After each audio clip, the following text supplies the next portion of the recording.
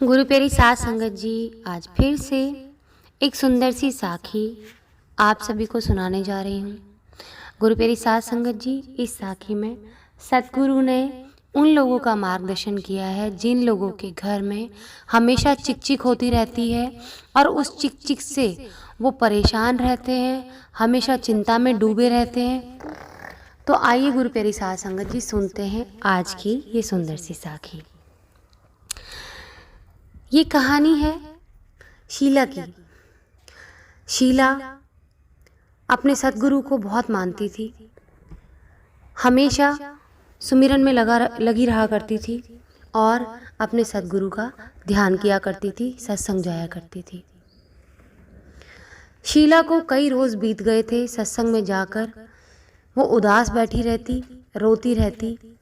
एक दिन तो ऐसा हुआ कि शीला बीच सत्संग में जोर जोर से हिलकियां भरकर रोने लगी। सतगुरु ने उसकी आवाज़ सुनी, उसको बुलाया अपने पास और उससे इस तरीके से रोने का कारण पूछा।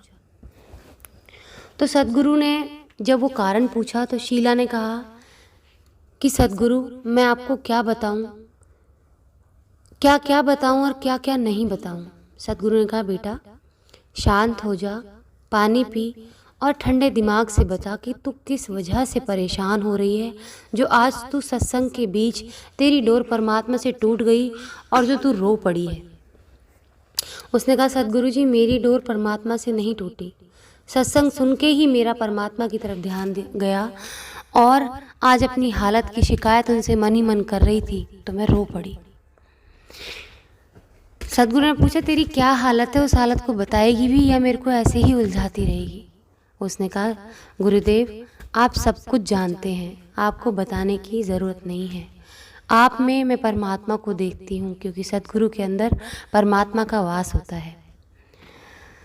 उसने फिर बताना शुरू किया कि गुरुदेव, मैं अपने घर के झगड़ों से बहुत परेशान हूँ।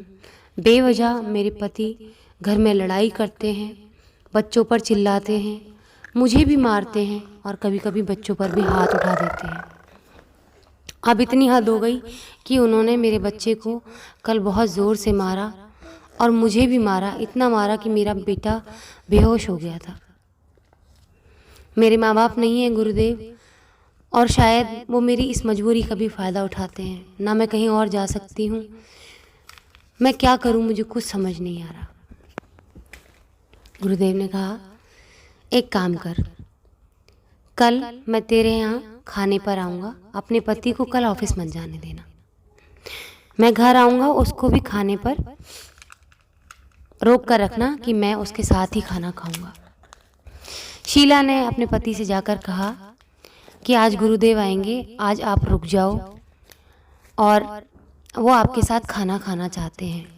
मैंने आपसे आज तक कुछ नहीं मांगा, सिर्फ आज इतना सा काम कर दो कि मेरे गुरुदेव आ रहे हैं, मेरा इतना मान रख लो, नहीं तो इसमें आपकी भी बेइज्जती होगी और मेरी भी बेइज्जती होगी।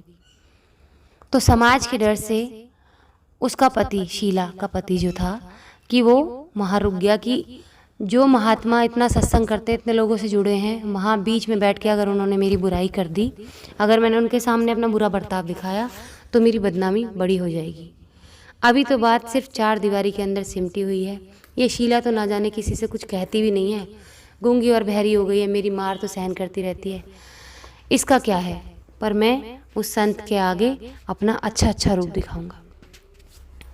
सतगुरु आ ही गए, आकर बैठे ही थे। उन्होंने कहा, शीला हम दोनों के लिए पानी लेकर आ और खाना लेकर आ। शीला इतने में किचन में चली गई। उन्होंने शीला के पति को अपने पास बिठाया और बड़े ही प्यार से पूछा कि बेटा क्या नाम है तुम्हारा, क्या करते हो। तो उसने बताया कि मैं इस तरह से एक कंपनी में काम कर रहा हूँ। तो उन्होंने पूछा कि तुम किस तरह के इंसान हो, मुझे देखने में तो तुम बहुत अच्छे इंसान लगते हो, तुम्हारे चेहरे की चमक बता रही है कि तुम बहुत अच्छे इंसान हो। मैं तुमसे एक बात पूछूं तो तुम बुरा नहीं मानोगे। उसने कहा, हाँ गुरुदेव पूछिए। अपनी तारीफ़ सुन के वो बहुत खुश हो गया, क्योंकि जो लोग जग दिखावा करते हैं उनकी बस झूठी तारीफ़ कर दीजिए, बड़ा खुश हो जाते हैं। तो वही हुआ उसके साथ भी। तो गुरु प्यारी साध संगत जी, गुरुदेव ने उससे बोला कि बेटा, पास के शहर में एक बहुत बड़ी प्रतियोगिता है और वहाँ पर ना कैश प्राइज़ चल रहा है। शीला ने मुझे घर की हालत बताई, तो इसीलिए मैं तुझे उस प्रतियोगिता के बारे में समझाने चला आया। शीला ठहरी, बिना पढ़ी लिखी बेचारी, उसको क्या ही समझाता, उसको क्या समझ में आता। तुम थोड़े पढ़े लिखे लग रहे हो, इसीलिए सोचा तुम्हें समझा दूं। और शीला ने भी कहा था कि तुम पढ़े लिखे हो, इसीलिए मैंने तुमसे पूछा तुम ऑफिस में काम करते हो, कहाँ काम करते हो। अब जब तुम बता ही रहे हो किसी बड़ी कंपनी में काम कर रहे हो, तो हाँ, जाहिर सी बात है पढ़े लिखे होगे। उसने कहा हाँ गुरुदेव, मैं बहुत पढ़ा लिखा हूँ। बड़ा उसको अच्छा लगने लगा, अपनी झूठी तारीफ सुन के बड़ा अच्छा लग रहा था। गुरुदेव ने कहा बेटा, पास के शहर में एक प्रतियोगिता है, उसमें कुछ सवाल पूछे जाएंगे कि आप किस तरह के पति हो। तो उसमें आपको ऑप्शन दिए जाएंगे, जो इंसान सबसे अच्छे ऑप्शन देगा उसको 50 लाख रुपए दिए जाएंगे। अब 50 लाख रुपए सुन के उसके तो कान खड़े हो गए, बड़ा खुश हुआ कि हाँ हाँ गुरुदेव, कौन से सवाल हैं, जरा आप मेरे को बता दो तो मैं पहले से तैयारी करके जाऊँगा। तो उसके गुरुदेव ने कहा कि बेटा, मैं तुम्हें बताता हूँ, थोड़ा तुम कॉपी पेन ले आओ, शायद तुम भूल जाओगे, इनको याद रखो। तो गुरुदेव से उसने कहा कि हाँ गुरुदेव, मैं याद रखूँगा, आप मेरे को बताएं तो सही। तो गुरु प्यारी साध संगत जी, गुरुदेव ने उससे कहा कि बेटा, सबसे पहला उसमें ऑप्शन है वधिक समा। उसने कहा वधिक समा क्या होता है? तो गुरुदेव ने कहा कि बेटा, जो पति अपनी पत्नी पर क्रोध करता रहता है और हमेशा उसको नीचा दिखाने की कोशिश करता है, उससे बदला लेने की कोशिश करता है, वो पति वधिक समा होता है। वधिक समा यानी कि कसाई के समान, जो हमेशा अपनी पत्नी को मारता है, उससे बदला लेने की कोशिश करता है, चाहे वो बातों की मार हो, चाहे वो शारीरिक मार हो, वो इंसान कसाई के समान कहलाता है। दूसरा ऑप्शन है उसमें चोर समा, जो इंसान पैसे होते हुए भी अपनी पत्नी से पैसों को चुरा कर रखे और कभी उसकी ज़रूरतें पूरी ना करे, वो पति चोर के समान कहलाता है। तीसरा ऑप्शन प्रमाद समा। उसने पूछा गुरुदेव, ये प्रमाद समा क्या होता है? गुरुदेव ने कहा बेटा, बताता हूँ प्रमाद समा क्या होता है। जो पति अपनी पत्नी की ज़रूरत पड़ने पर उसके काम में हाथ नहीं बटाता और जी चुराता रहता है, हमेशा आलस दिखाता रहता है। एक पति के ऊपर माँ बाप, पूरे परिवार की जिम्मेदारी होती है एक औरत के लिए, और जब वो उन रोल्स को नहीं निभाता, उन रूपों को नहीं निभाता और हमेशा काम से जी चुराता है, सिर्फ बाहर के काम करने की जिम्मेदारी नहीं होती, घर की पत्नी के साथ उसकी हर ज़रूरत को पूरा करना, उसकी मुसीबत में उसका साथ देना, वो पति सही होता है। और जो पति अपना जी चुराता है इन सब कामों से, वो प्रमाद समा कहलाता है। जो हमेशा आलस दिखाता है हर काम को करने के लिए, हमेशा आलसी रहता है, वो प्रमाद समा होता है। फिर गुरुदेव ने कहा कि बेटा, चौथा विकल्प मात्र समा। जो पति अपनी पत्नी की ज़रूरत पड़ने पर एक माँ की तरह सेवा करता है, अगर उससे कोई गलती भी हो जाए तो माँ की तरह उसको माफ़ कर देता है और उसको समझाता है, उसे मातृ समान कहते हैं। पितृ समान, पांचवा ऑप्शन था पितृ समान, कि जो पति अपनी पत्नी की एक पिता की तरह देखभाल करता है। जैसे बच्चा हर ख्वाहिश करता है तो पिता उसकी हर ख्वाहिश को पूरा करता है, उसके सारे खर्चे उठाता है, उसकी सारी जिम्मेदारियों को उठाता है, उसको पालता है, पोसता है, बड़ा करता है, धूप नहीं लगने देता, हर समय उसकी छांव की चिंता होती है। वो पितृ समान पति होता है। छठा ऑप्शन सखा समा, यानी कि जो पति अपनी पत्नी का दोस्त बन के रहता है पति बनने से ज़्यादा, कि ऐसा पत्नी फील करे, उसके साथ महसूस करे कि मुझे इसके अलावा किसी की ज़रूरत नहीं है, मैं अपने दुख इसके सामने कहूँगी तो मेरे दुख खुशी में बदल जाएंगे और इसके होते शायद कभी मुझे दुखों का एहसास ही ना हो। वो पति सखा समान होता है, जो बैठ के तसल्ली से अपने बीवी के दिल की एहसासों को समझे, उसके दुख को समझने की कोशिश करे, वो सखा समान होता है। अगला दास समा। अब इसको सुन के उस पति को थोड़ा गुस्सा आ रहा था कि क्या वो मुझे नौकर बनाना चाहते हैं मेरी बीवी का। गुरुदेव ने उसके मन की भाव को समझ गए। गुरुदेव ने कहा, बेटा मैं तुम्हें नौकर बनाने की बात नहीं कर रहा हूँ, तुम ध्यान से सुनो जो मैं कह रहा हूँ।